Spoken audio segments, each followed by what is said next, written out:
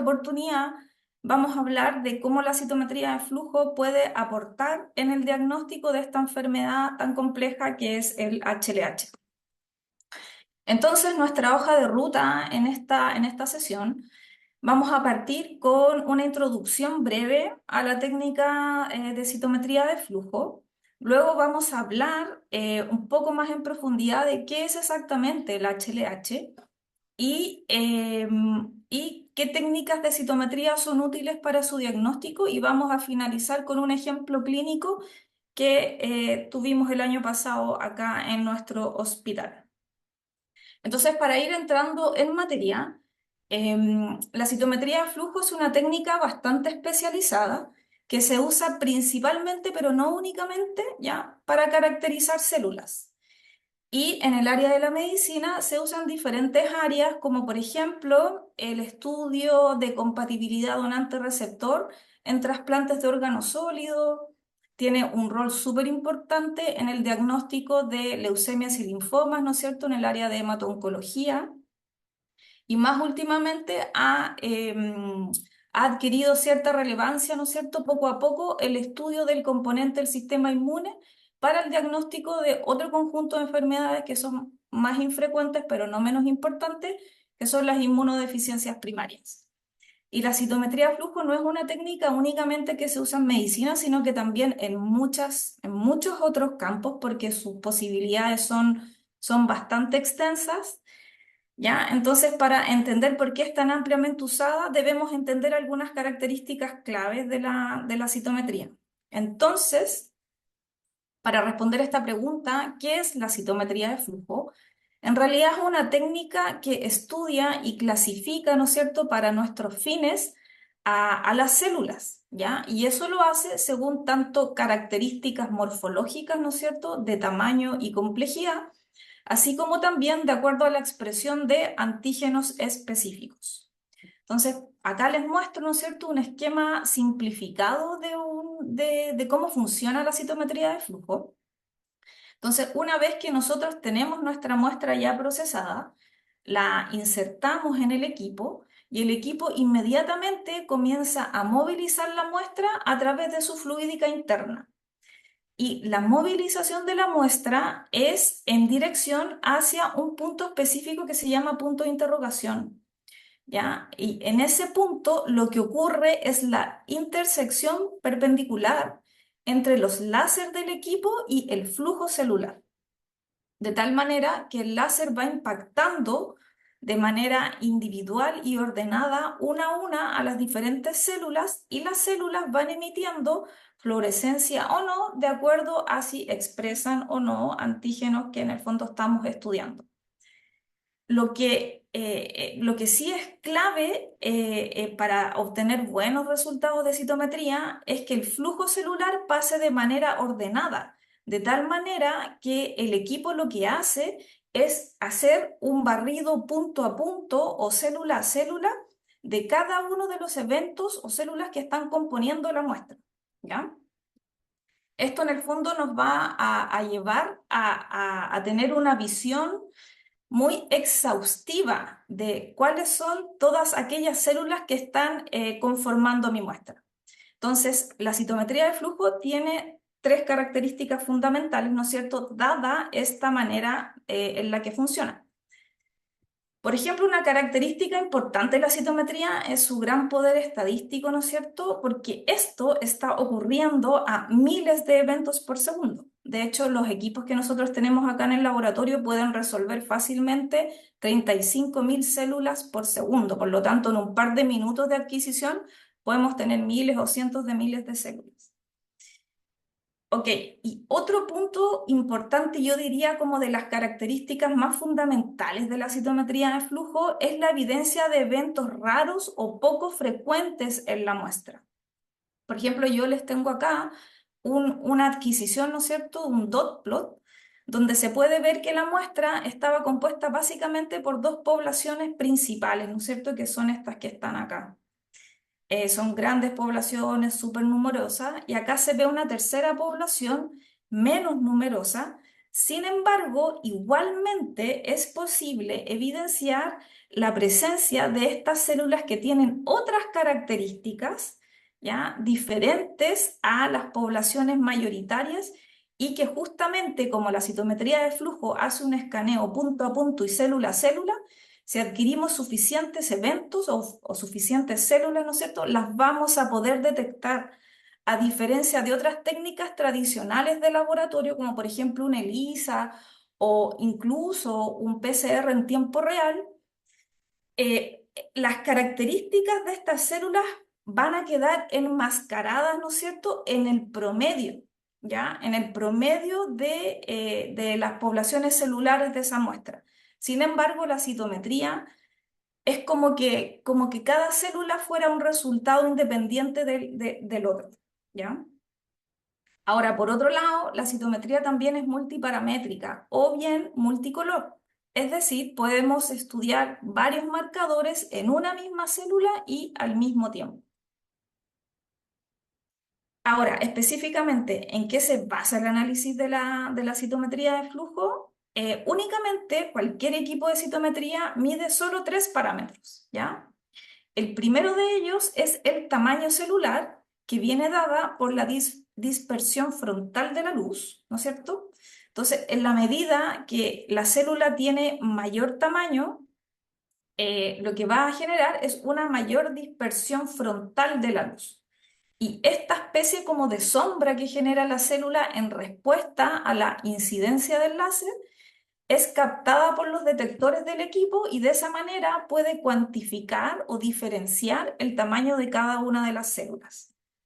Por otro lado, ¿no es cierto? El otro parámetro que miden los equipos de citometría de flujo es la complejidad celular, que viene dada por la dispersión lateral de la luz, porque este mismo láser, a través del cual nosotros podemos estudiar el tamaño de la célula, incide, ¿ya? Incide sobre estructuras intracelulares como por ejemplo núcleo, diferentes organelos, ribosomas, vesículas de secreción, por ejemplo. Entonces, mientras más riqueza estructural tenga la célula, mayor dispersión lateral de la luz va a generar y esto obviamente va a ser censado por el equipo. Y el otro parámetro que medimos obviamente es la fluorescencia que viene dada principalmente por los fluorocromos que están adosados a los anticuerpos monoclonales que nosotros utilizamos para evidenciar la expresión o la presencia de ciertas poblaciones o antígenos específicos. Ok, entonces acá se muestra un esquema típico, ¿no es cierto? Un protocolo convencional de citometría de flujo. Nosotros en clínica podemos recibir y procesar diferentes tipos de muestra. Lo más frecuente es procesar sangre periférica y médula ósea, ¿ya? Pero también podemos hacer citometría sobre biopsias sólidas. Aquí lo importante es que la muestra debe sufrir un proceso de disgregación celular para llegar a una suspensión celular, que eso es súper clave para hacer citometría. También podemos procesar diferentes líquidos como cefalorraquídeo u otros fluidos corporales y obviamente también cultivos celulares. Por lo tanto, sin importar el origen de la muestra, siempre tenemos que poder llegar a una suspensión celular.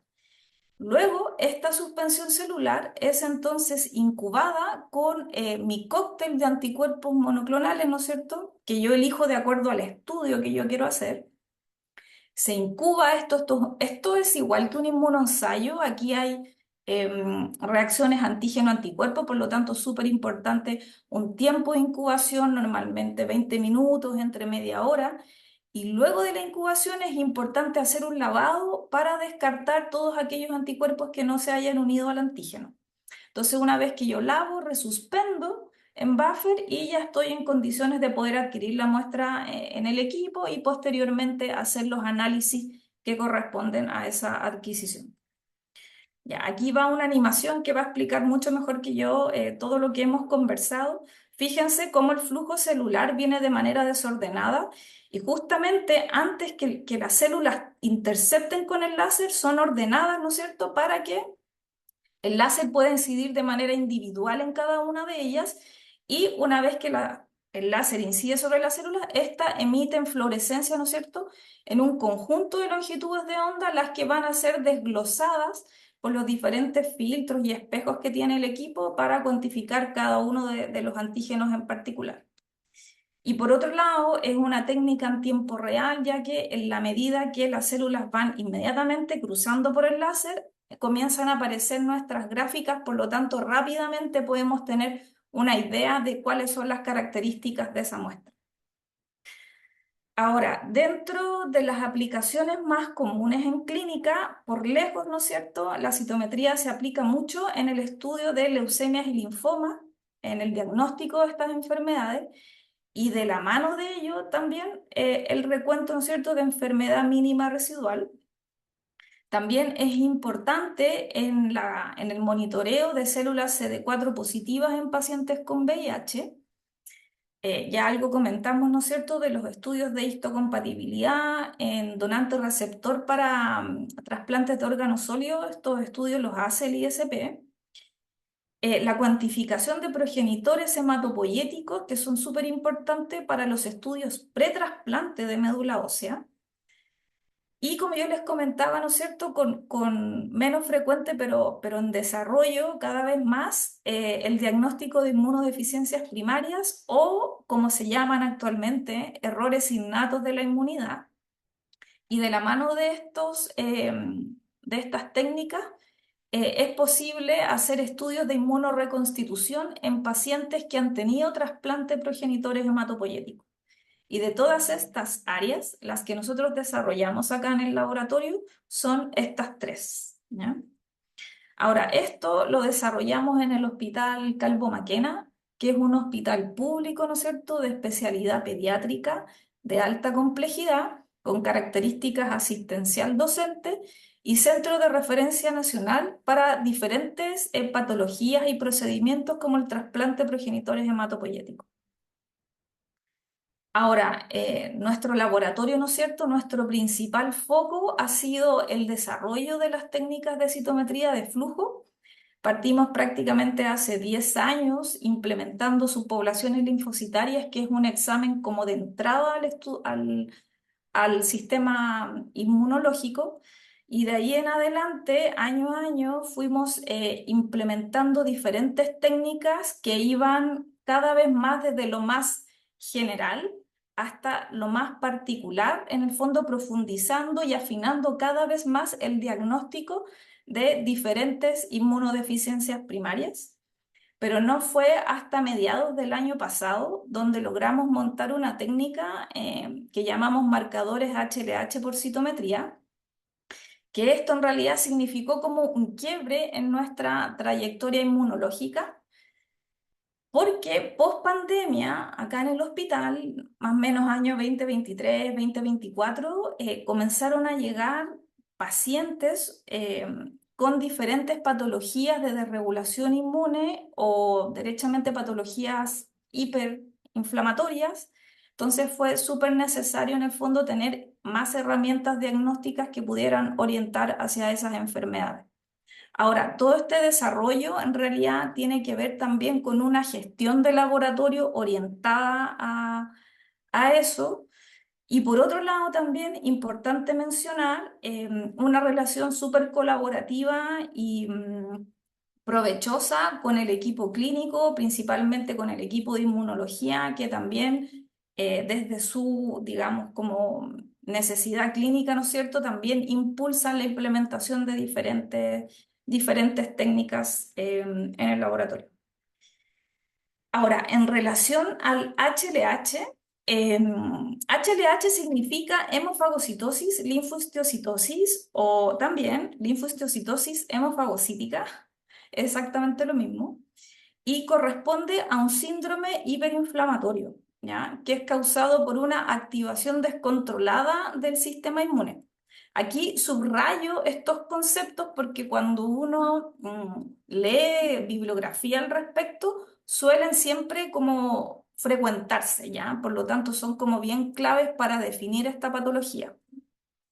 Y el HLH consiste en la alteración de la función citotóxica de células NK o linfocitos CD8, lo que produce una activación descontrolada de estos linfocitos. Y otro concepto importante también que acompaña esta enfermedad es este fenómeno de tormenta de citoquinas, que todo esto lo vamos a ver un poquito más adelante.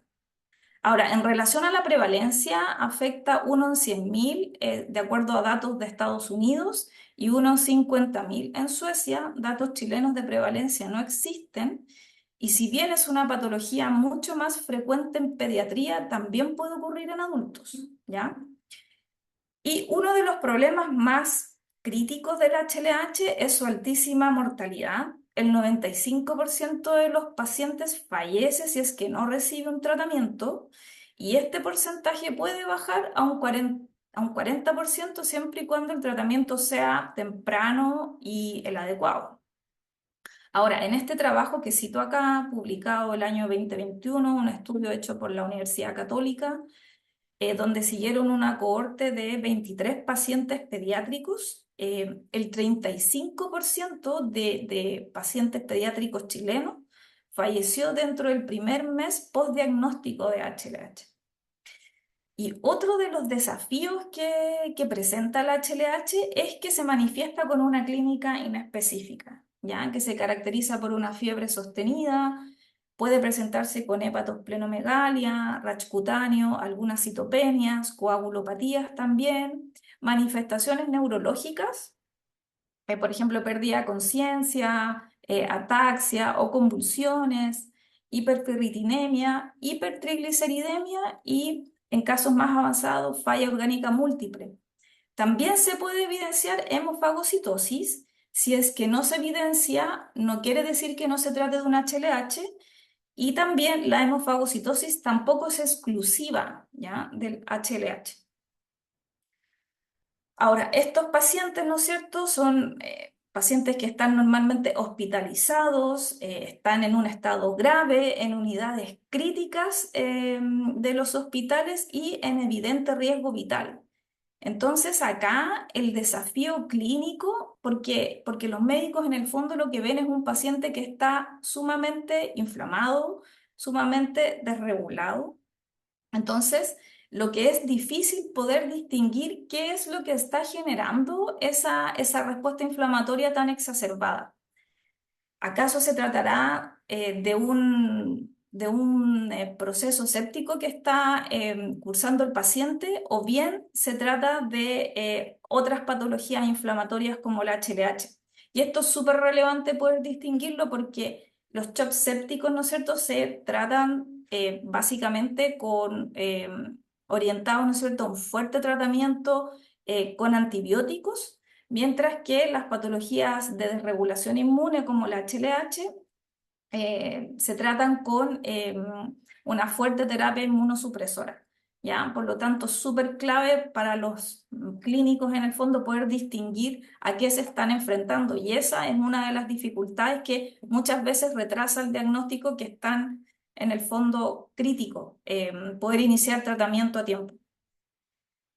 Ahora, el HLH puede ser genético, ¿ya? Donde se conoce como HLH primario o familiar, y acá pueden estar afectados los procesos de citotoxicidad propiamente tal, defectos en la formación del inflamosoma, asociado a otras inmunodeficiencias o mutaciones relacionadas con el metabolismo.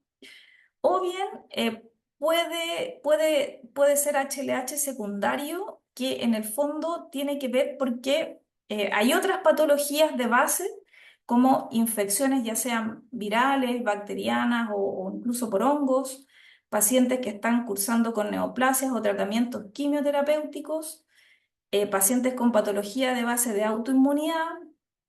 En ese caso, el HLH se denomina síndrome de activación macrofágica, porque acá el componente macrofágico monocitario tiene como más importancia. O también el HLH se ha visto asociado a procesos de terapia celular como trasplante de médula ósea o terapia con células CAR-T también. Ahora, en relación al HLH primario, los linfocitos natural killer o citotóxicos, ¿no es cierto? Para poder ejercer su función citotóxica, lo que hacen es secretar perforinas y granzimas, ¿ya? Y esta secreción de perforinas y granzimas son las que finalmente van a ir a eliminar a la célula infectada o la célula tumoral. El problema es que en el HLH esta función citotóxica se ve disminuida o es no efectiva, no efectiva. Y eso puede deberse básicamente, bueno, a un conjunto de mutaciones específicas, pero lo que esta tabla quiere decir o quiere resumir en el fondo es que acá hay dos posibilidades. O el paciente tiene mutaciones que tienen relación con la síntesis de perforina, ¿ya? Por lo tanto, la citotoxicidad va a estar ausente. O la otra posibilidad es que el paciente sí produzca perforinas, pero tenga mutaciones asociadas a una degranulación o secreción alterada o anormal. Entonces, el paciente puede no producir perforinas o bien puede producirlas y no secretarlas, ¿ya? Esas son como las dos alternativas del HLH primario.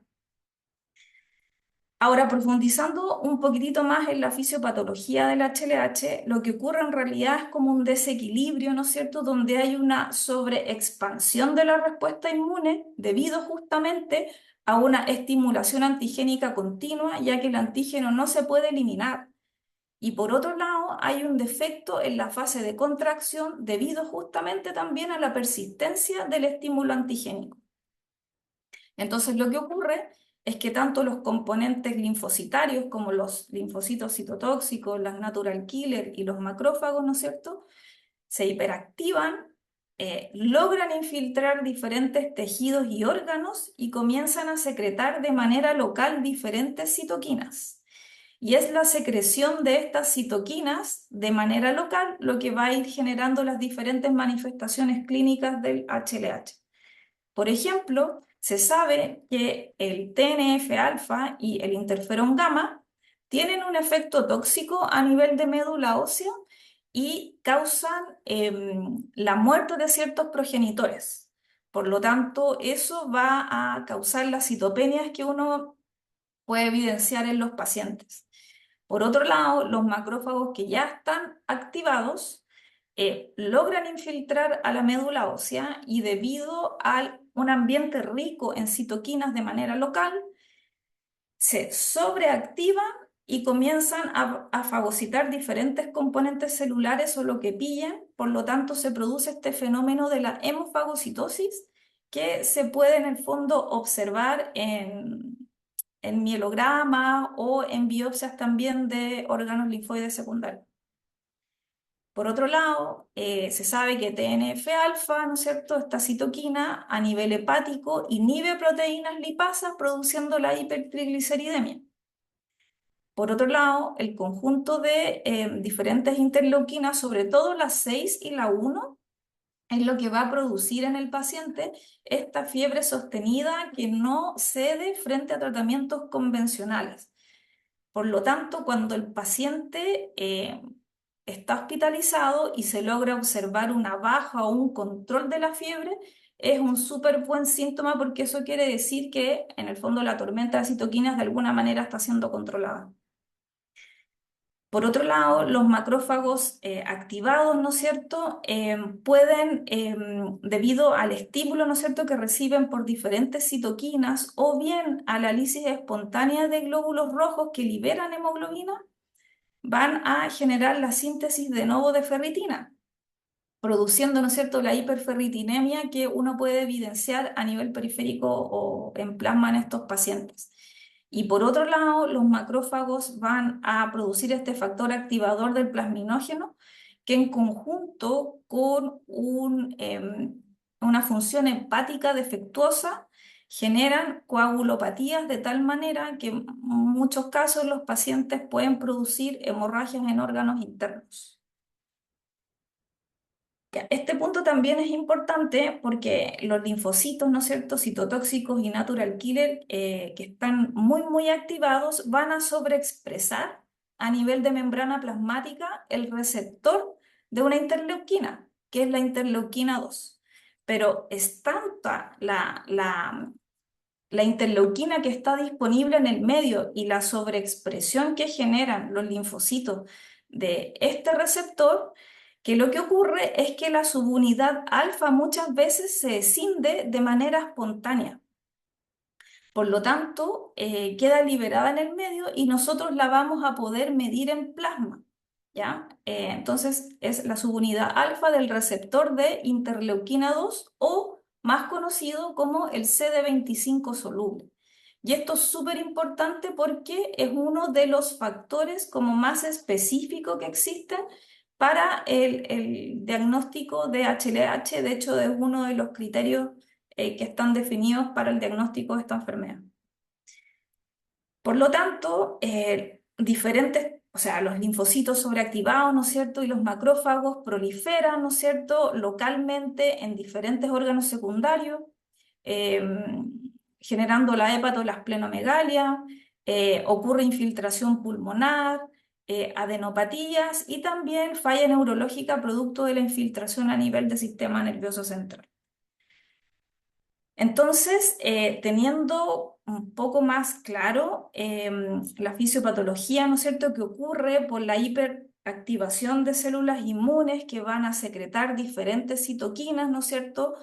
Y son estas las citoquinas las que van a producir diferentes sintomatologías. Es súper, en el fondo, fácil poder entender los criterios diagnósticos que, por un lado, ¿no es cierto?, presentar alguna mutación genética relacionada, ¿no es cierto?, al HLH primario, o bien presentar 5 de los 8 siguientes criterios, que es fiebre, esplenomegalia, citopenias que normalmente se presentan como bicitopenias, acá está el detalle, ¿no es cierto?, de los valores, hipertrigliceridemia, hemofagocitosis, una actividad citotóxica de células NK baja o ausente, que estos son ensayos funcionales que se pueden hacer, hiperferritinemia, ¿no es cierto? Y CD25 soluble elevado mayor a 2.400 unidades por ml.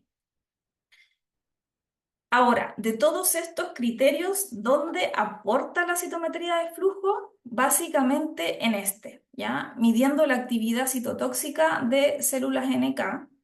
Y para ello existen dos exámenes, ¿ya?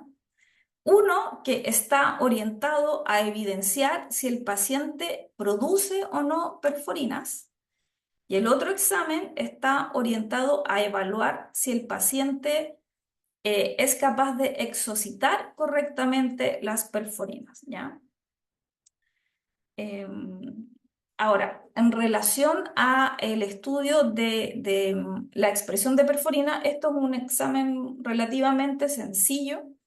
Aquí lo que se hace es marcar superficialmente las células, como las perforinas, ¿no es cierto?, están contenidas en gránulos intracelulares dentro de los linfocitos, tenemos que permeabilizar la membrana celular y luego agregar el anticuerpo específico antiperforina. Entonces, una vez que uno tiene la muestra procesada, la adquiere.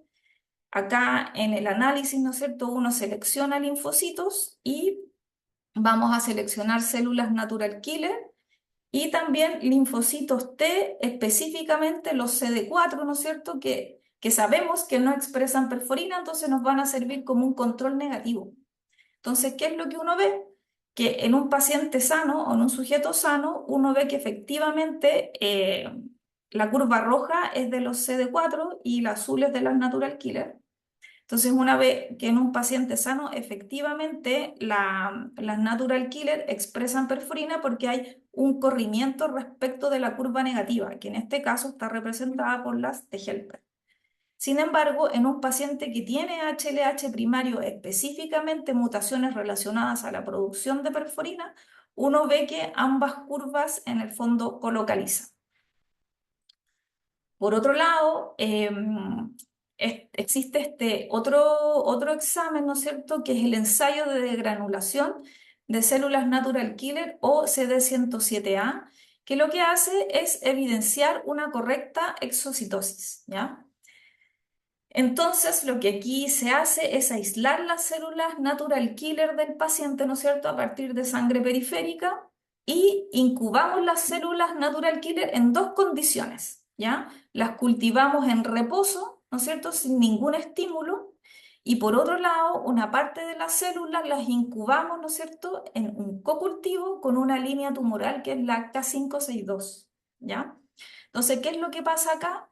Que las natural killer, como se activan, ¿no es cierto?, frente a antígenos tumorales, en esta condición las natural killer se van a activar y van a producir la secreción de perforinas, ¿ya? Entonces, justamente en esta condición en reposo, lo que uno ve es que cuando uno agrega los anticuerpos, uno no puede detectar absolutamente nada porque las vesículas de secreción internamente expresan este antígeno CD107A. Porque ¿qué es lo que pasa? Cuando las natural killers se activan con los antígenos tumorales, las vesículas de secreción viajan, ¿no es cierto? Se fusionan con la membrana plasmática, secretan las perforinas, pero en el proceso de fusión quedan expuestos estos antígenos, el CD107A, y que uno puede detectar, ¿no es cierto?, con anticuerpos monoclonales, ¿ya? Por lo tanto, en un sujeto sano, en condiciones basales, claro, efectivamente no hay expresión de CD107 en superficie porque no hay estímulo. Sin embargo, cuando uno estimula, uno ve un aumento en la expresión de este marcador. Sin embargo, en pacientes con HLH primario que tienen defectos en la secreción de perforinas, uno ve que no hay respuesta, no hay ningún aumento en la expresión del marcador. ¿Ya?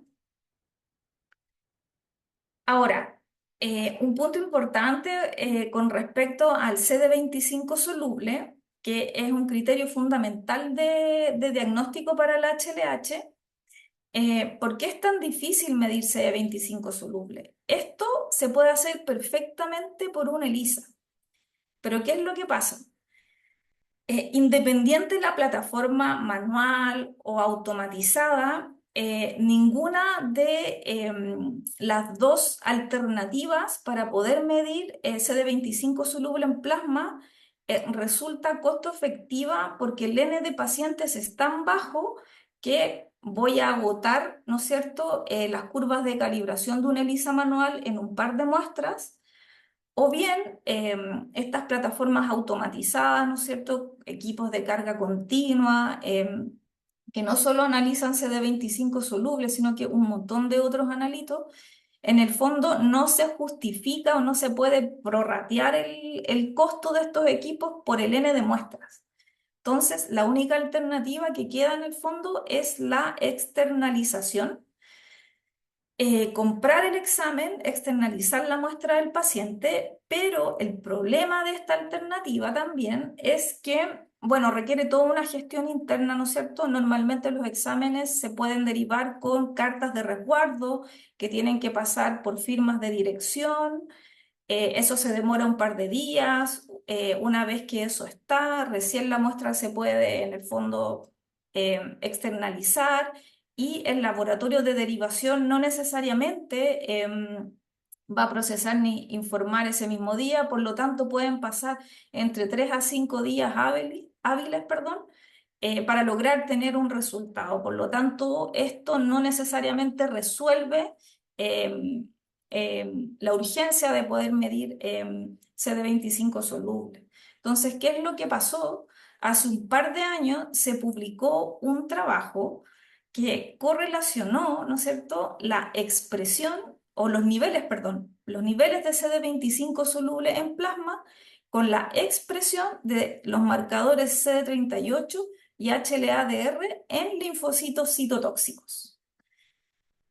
Entonces, este trabajo lo que hizo fue tomar a estudiar a 85 pacientes pediátricos ya que tenían HLH primario o secundario y otras patologías inflamatorias y también compararlas con 30 sujetos sanos, ¿ya? Entonces, a estos pacientes se les tomaron muestras de sangre y se le estudiaron, se le midieron los niveles de expresión de marcadores de los linfocitos por citometría de flujo y mediante ELISA se le midieron diferentes citoquinas, entre ellas el CD25 soluble. Entonces, dentro de los antecedentes que establecen estos autores, em, ellos comentan que medir la activación de linfocitos T es esencial en desórdenes inflamatorios como el HLH. Los niveles plasmáticos de CD25 soluble son extensivamente usados como biomarcador de activación de linfocitos T. Sin embargo, su tiempo de respuesta es prolongado, es decir, la problemática que yo les comentaba también ocurre a nivel, ¿no es cierto?, de estos países. Este estudio es de Estados Unidos, fue un estudio multicéntrico y los autores también comentan que justamente tampoco es tan factible de medirse de 25 soluble por las mismas razones que yo les comentaba. También comentan que la expresión de los marcadores CD38 y HLA-DR se asocian a la activación de linfocitos T en diferentes enfermedades inflamatorias. Sin embargo, su correlación con los niveles de CD25 no han sido estudiados. Por lo tanto, ese fue el objetivo de este trabajo, determinar si el porcentaje de linfocitos CD38 positivo HLA-DR se correlacionaban con los niveles plasmáticos de CD25 soluble. Y lo que ellos encontraron, ¿no es cierto? Efectivamente existió una correlación positiva y estadísticamente significativa entre los marcadores CD38 HLA-DR en linfocitos CD8 con CD25 soluble. ¿Ya? Y esta misma correlación también se encontró en otras poblaciones como CD3 totales y CD4. Sin embargo, el coeficiente de linealidad era un poquitito más bajo. En el caso de el CD8 era de 0,65. Y también estudiaron otras poblaciones linfocitarias más específicas, linfocitos de memoria central, efectora, etcétera, donde también se evidenció la correlación. En linfocitos T naive no se encontraron porque obviamente los linfocitos T naive no están activados y estos receptores se asocian con activación linfocitaria, ¿ya? Por lo tanto, medir los naive no sirve. Y otro punto importante para quienes hacemos citometría de flujo, que la correlación no se encontró con los valores absolutos, pero sí con los porcentajes de los marcadores. Otro punto importante es que la correlación fue mucho mejor al inicio de la enfermedad que en el transcurso de esta. Sin embargo, siempre fue significativa, o sea, estadísticamente significativa. También existe otro trabajo súper interesante para nosotros, que se publicó 2 años antes, donde estudiaban los perfiles de activación de linfocitos T y los comparaban en HLH y sepsis. Entonces aquí lo que hicieron fue estudiar las muestras de 43 niños con HLH y 19 niños con sepsis. Y se compararon los perfiles de activación entre ambos grupos y encontraron que justamente en la enfermedad de HLH se caracterizaba por una activación de linfocitos T en claro contraste con sepsis.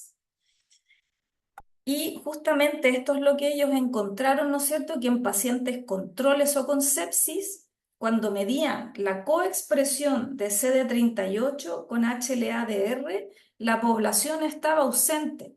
Sin embargo, en todos los pacientes con HLH se pudo evidenciar en mayor o menor medida la coexpresión de estos marcadores. De hecho, fue tan radical la diferencia que encontraron, que aquí cito textual, los autores dicen que la diferencia entre el HLH y sepsis fue dramática, ¿ya?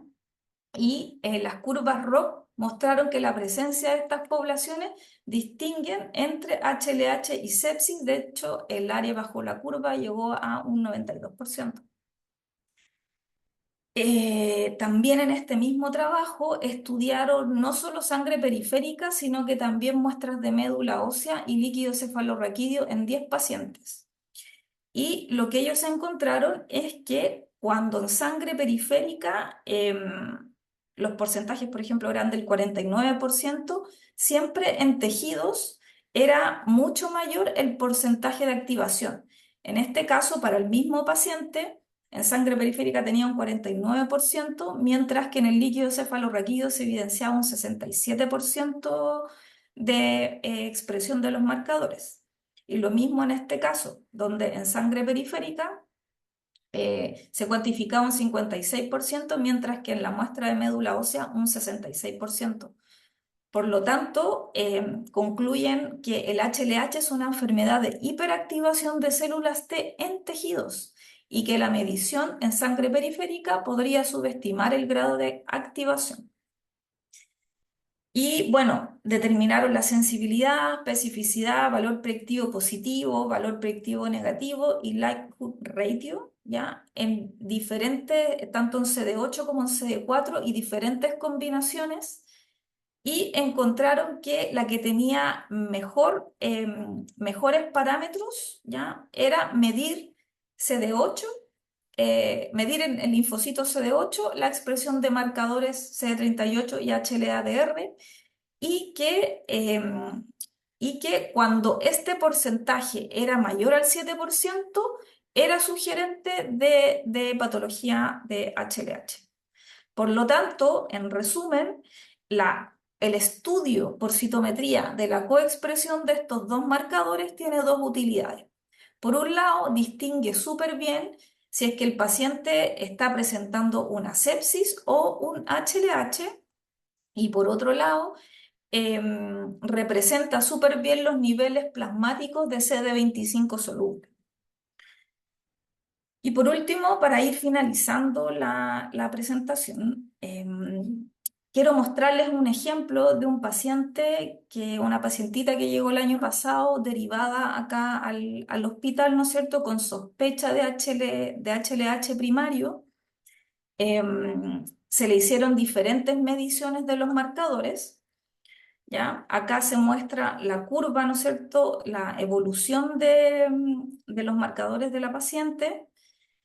Y justamente la primera medición que se le hizo fue el día 8 de mayo, donde se evidenció, ¿no es cierto?, un 52% de positividad de estos marcadores en población CD8 que se observa acá, ¿no es cierto? Acá vemos CD38 y HLA-DR. El día 12 de mayo se le logra derivar un CD25 soluble cuyo valor fue de 10.273 unidades por ml. Recordemos que mayor a 2.400 ya es criterio diagnóstico de HLH. Entonces, en conjunto con la clínica y a la luz de estos resultados, inmediatamente el equipo clínico inicia tratamiento con 3 pulsos de metilprednisolona los días 8, 9 y 10 de mayo. El día 15 de mayo, a la semana siguiente, se le vuelven a medir los marcadores, ¿no es cierto? Y habían bajado de un 52% a un 31%. Esto fue el día 15 de mayo. Y el día anterior a esta medición, se le había iniciado ya tratamiento con dexametasona 10 miligramos por metro cuadrado debido a un empeoramiento de los síntomas de la paciente.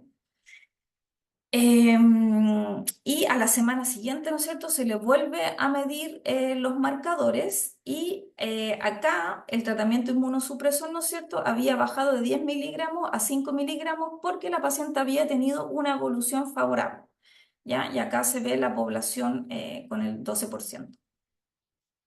Sin embargo, a la semana siguiente se evidencia un pequeño aumento de un 12 a un 16%. Pero en esta semana la paciente tuvo un quiebre clínico, volvió a aparecer la fiebre, volvió a aparecer rash cutáneo. Por lo tanto, al esquema inmunosupresor de dexametasona se agrega ruxolitinib en dosis de 5 miligramos por metro cuadrado. No obstante esto, a la semana siguiente volvieron a subir los marcadores de un 16% a un 23%, como se ve acá en el gráfico. ¿Ya? Por lo tanto, al esquema de ruxo más dexametasona se añade infusiones de inmunoglobulina endovenosa. ¿Ya?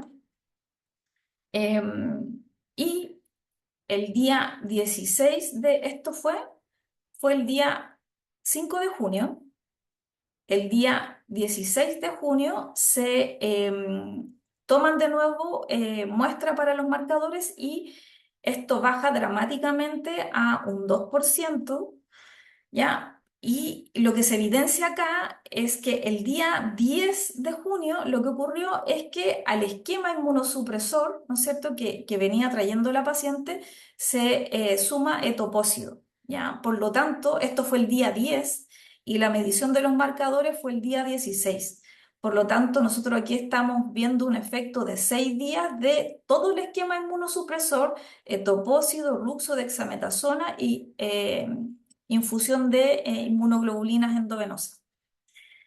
Y de aquí en adelante la paciente tuvo una mejoría notable en la clínica, por lo tanto comenzó un desescalamiento gradual del tratamiento inmunosupresor de la paciente. Y no obstante el desescalamiento, los marcadores siempre se mantuvieron muy, muy bajitos. Eh, con estos antecedentes y la mejora clínica, ¿no es cierto?, de la paciente, finalmente se logra dar de alta.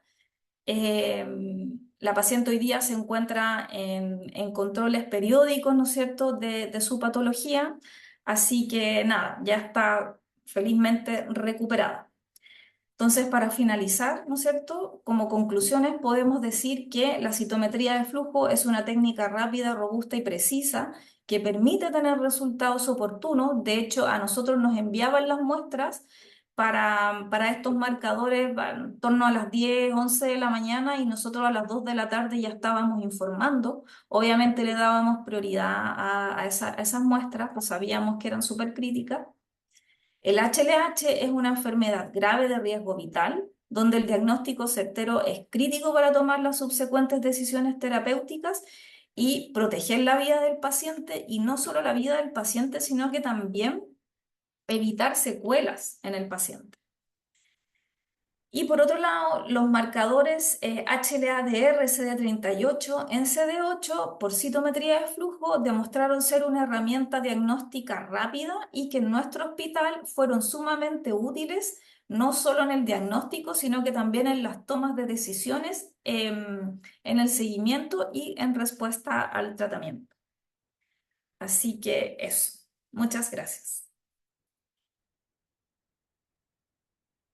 Muchas gracias, Natalie. Te pasaste súper interesante la presentación. La verdad que la linfohistiocytosis es como es una enfermedad tan rara que la verdad pocas veces nos enfrentamos Sí. eh, a estos casos, mucho menos tener que hacer el diagnóstico. Así que nada, pues los felicito. Y hay algunas preguntas en el chat. Así que nos quedan unos minutitos para aprovecharlos. Ya, acá hay una pregunta que dice si existe algún algoritmo de estudio para estos pacientes. Claro, porque en el sentido como que uno ahí como encargado de alguna unidad de laboratorio, sobre todo si es que vienen pacientes de afuera que no necesariamente se atiendan en tu hospital, en el fondo, cómo haces la disquisición de quién realmente necesita esto, quién no, pues no se lo pueden estar haciendo estudiando a todas las personas que llegan sépticas, ¿no es cierto? Entonces, como, cuál es su flujo de Ese es como el pensamiento ahí? criterio en el fondo para poder definir, ya, como tomar la decisión de prescribir el examen. Claro, En realidad, acá en el hospital lo que se hace, como por un tema de prevención, cualquier paciente que llegue con una patología o con una clínica hiperinflamatoria, que tenga hiperferritinemia, que cumpla con algunos criterios clínicos de HLH, por ejemplo, hipertrigliceridemia, por ejemplo, o fiebre sostenida, ya. esto ya alerta a los clínicos, a los inmunólogos en este caso, y inmediatamente piden la muestra Ah, ya. O del sea, algo que lo examen. tienen, en el fondo lo tienen ahí pendiente en las cabezas, digamos, para... Sí, sí, sí. Perfecto. Súper. Ya, y acá hay otra pregunta que pregunta, claro, quizás no se pide por desconocimiento, me imagino que ahí en el Calvo Maquena sí lo tienen muy presente. Sí. Y si hay más casos, en el fondo, otras cosas aparte de sepsis que en el fondo puedan ser como clasificados o que entren en ese flujo diagnóstico de posible HLH en tu experiencia. Hay otras patologías inflamatorias también que podrían confundirse con HLH. Hay otros, bueno, yo mostré algunos resultados más relevantes de los papers. El HLH primario es el que presenta mayor porcentaje de expresión de estos marcadores respecto, por ejemplo, de un síndrome de activación macrofágico o otras patologías inflamatorias. Pero hay que hilar mucho, mucho más fino para poder definir, no, en realidad el HLH presenta de un 60% para arriba en los pacientes de estos marcadores, o sea, falta todavía hilar mucho más fino para poder distinguir entre las diferentes patologías inflamatorias o bien entre los distintos tipos de HLH también. Porque Perfecto. cuando uno mira los estudios, si bien los promedios entre los grupos de estudio a lo mejor son distintos, las barras se siguen todavía como solapando. Entonces, eso no te permite en el fondo distinguir el clínico, lo único que va a haber es un porcentaje alto. Claro, Pero lo que sí es importante es que en sepsis no se evidencian estos marcadores. claro. Eso sí que se sabe y está establecido. Y en el fondo, agarrándome de eso, de lo último que mencionaste, de esta pregunta que está acá de los padres de los niños, si tienen alguna sintomatología, en general en tu hospital estudian a la familia o hacen algún estudio a los padres o a la gente genéticamente relacionada, digamos, o es algo que no se considera habitualmente? Los estudios genéticos sí, sí se hacen, se envían sí a Estados Unidos, hay paneles, en los paneles Invitae, por ejemplo, se mandan muestras en ciertos pacientes, a veces se los financian los propios papás. Pero lo que pasa es que el HLH primario tiene la característica de que debuta tempranamente en la edad. Como es una Mm, enfermedad genética, más o menos dentro de 2 años, 3 años de vida, ya el paciente manifiesta esta hiperinflamación versus el secundario, que en el fondo ya son niños más grandes. súper. Oye, y me imagino, bueno, igual mencionaste que en el fondo el manejo de estos pacientes es en general full inmunosupresión, ¿no es cierto? Y en el caso de esta paciente que nos presentaste, ¿ella se queda con inmunosupresión como de por vida o solamente la retoman si es que vuelve a presentar una exacerbación? Eh, no, ella, bueno, quedar con inmunosupresión igual es complejo, sobre todo en niños en crecimiento, Claro. entonces lo que se trata eh, es tratar de no, porque en el fondo lo que hubo en esa paciente fue un gatillante, que puede haber sido infeccioso, Mm, ¿ya? Eh, Ahora hay que mantenerla súper controlada, los papás ya están al tanto de la enfermedad de la paciente. Eh, Obviamente, bueno, esta paciente es del norte, está permanentemente en controles con los clínicos acá por telemedicina, a veces viaja incluso, está en permanente monitoreo, entonces desconozco si actualmente tiene algún tratamiento inmunosupresor. Yo tendría que pensar que no, porque mientras no presente sintomatología, en realidad quizás ya, perfecto, no es necesario. se entiende.